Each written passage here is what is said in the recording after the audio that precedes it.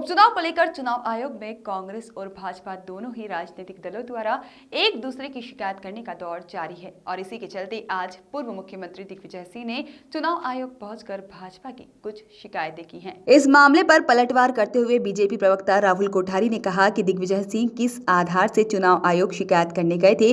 कमलनाथ और कांग्रेस ने उन्हें दिल्ली का रास्ता दिखा दिया है और वह AICC में है, फिर किस अधिकार से वह बीजेपी की झूठी शिकायतें करने पहुंचे थे। यह घोर निंदनीय है।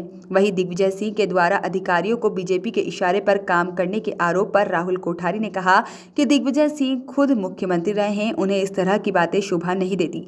एक तरफ दिल्ली में मुख्य चुनाव आयोग से राज्य चुनाव आयोग की शिकायतें करते हैं और दूसरी तरफ राज्य चुनाव आयोग पहुंचकर यहां पर बीजेपी की झूठी शिकायतें करते हैं। यह निश्चित तौर पर दबाव बनाने का प्रयास कर रहे हैं।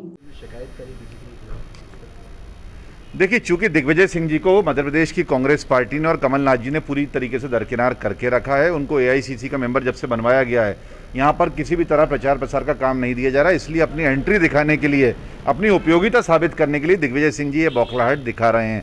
चुनाव आयोग अगर आप जा रहे हो, किस हैसियत से जा रहे हो, पार्टी ने आपको कौन से पत्र के माध्यम से इस काम को दिया है, ये उनको साबित करना चाहिए। पूरी तरीके से भ्रमित करने के लिए वो इस सब काम को कर रहे हैं।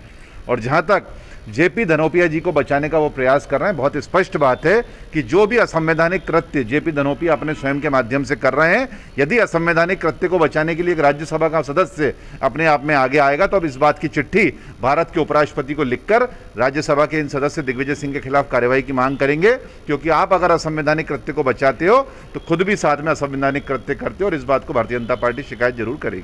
सर, अभी है ना, वैसे तो दिग्विजय सिंह दिख नहीं रहे थे, पर आज उन्होंने कहा है कि मेरी जो कांग्रेस में जगह है वो ये है कि बीजेपी को हराना है और कांग्रेस को जिताना है। नहीं, देखिए, निश्चित रूप से जब भी दिग्विजय सिंह मध्य प्रदेश में आएंगे तो भारतीय जनता पार्टी को स्वाभाविक रूप से लाभ मिलेगा। उनका चेहरा जहां जहां दिखाई देता है, वोट भारतीय जनता पार्टी को ज़्यादा मिलता है, कांग्रेस को कम मिलता है। लेकिन फिर भी हमारा मानना यह है कि राजनीतिक दल की व्यवस्था के हिसाब से यदि कमलनाथ जी, जो मध्य प्रदेश कांग्रेस कमेटी के अध्यक्ष भी हैं, उनके बिना बुलावे पर अगर वो यहाँ पर आए हैं तो उनको इस बात को स्पष्ट करना चाहिए और चुनाव आयोग वो किस हैसियत से गए इस बात को भी साबित करना चाहिए। उन्होंने ये भी आरोप लगाया कि भाजपा के प्रत्याशी नोट बांट रहे हैं। अब देखिए, जिस तरीके से कांग्रेस पार्टी का कार्य करने का कल्चर रहा है, उसमें भारतीय जनता पार्टी पर इस तरह के आरोप जो है कहीं भी सूट नहीं करते।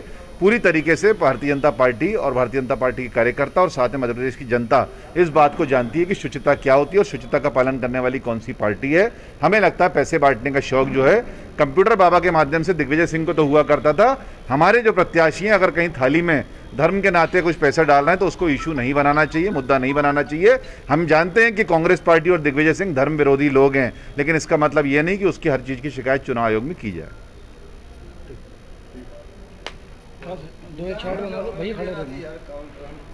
देखिए, भारतीय जनता पार्टी की शिकायत करने के पहले दिग्विजय सिंह जी को अपने गिरेबान में झांकना चाहिए कि वो किस हैसियत से चुनाव आयोग की सीढ़ियां चढ़ रहे हैं। आज कमलनाथ जी और मध्य प्रदेश कांग्रेस कमेटी ने उनको कोई अधिकार नहीं दिया, उनको AICC का रास्ता दिखा दिया है कि आप दिल्ली में सदस्य बनकर रहिए, आप यहाँ चुनाव का कोई काम नहीं दिया जाएगा। उसके बाद भी दिग्विजय सिंह जी जिस तरीके से झूठी शिकायतें करने वहाँ जा रहे हैं, JP धनोपिया को बचाने जा रहे हैं, ये पूरी तरीके से असंवैधानिक मामला है। इस बात को हम भारत के उपराष्ट्रपति तक पहुँचाएंगे। जो राज्यसभा के सदस्य जिस तरीके से असंवैधानिक पद पर बैठे हुए व्यक्ति को बचाने का कृत्य कर रहे हैं, वो अपने आप में बहुत निंदनीय है और जिस तरीके से दिग्विजय सिंह जी के काम करने की परंपरा रही है उसका भी भारतीय जनता पार्टी घोर विरोध करती है। सर, क्या चुनाव सिर्फ शिकायतों का रह गया है? क्योंकि चुनाव में कोई भी ऐसा मुद्दा सामने नहीं आ रहा है कि कोई ज़मीनी मुद्दा सामने आया, सिर्फ शहरों के बारे में बात हो रही है, शिकायतों के बारे में बात हो रही है। नहीं, देखिए, जनता के सामने स्पष्ट हो चुका है कि भारतीय जनता पार्टी ने जिस तरीके से 15 वर्ष का विकास किया था और अब लगातार 6 महीने से हम लोग उसी विकास को आगे बढ़ा रहे हैं, उसके हिसाब से भारतीय जनता पार्टी आगे बढ़ रही है। लेकिन जिस तरीके से रोनटाई पर कांग्रेस पार्टी उतर आई है, यदि किसी गरीब महिला की, किसी छोटी बच्ची की थाली में 10 रुपये भी पड़ जाते हैं तो उसकी शिकायत को लेकर जिस तरीके से निर्वाचन आयोग पहुंच जाते हैं, इस मामले में भारतीय जनता पार्टी भी जवाब निश्चित रूप से देगी। ये शिकायतें प्रक्रिया अपनी जगह है, लेकिन भारतीय जनता पार्टी बहुत स्पष्ट रूप से बूथ सम्मेलन के माध्यम से, मंडल सम्मेलन के माध्यम से बहुत आगे चुनाव में निकल चुकी है। उनका दिग्विजय सिंह का आरोप है, उन्होंने कहा है कि मुख्य सचिव DGP वगैरह बिकेंगे नहीं, और जो लोग बिक रहे हैं उनकी हम सूची बना रहे हैं। देखिए, दिग्विजय सिंह जी जो एक मुख्यमंत्री के पद पर मध्य प्रदेश में रहे हुए हैं, उनको इस तरह की भाषा शोभा नहीं देती और हमें लगता है कि उनको इस बात का भी जवाब देना चाहिए कि आप मुख्य चुनाव अधिकारी से मिलने किस हैसियत से गए थे।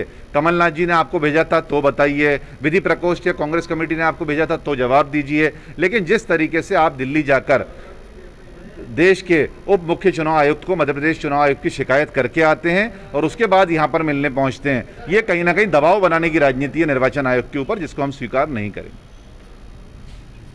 Bureau report, Canon news.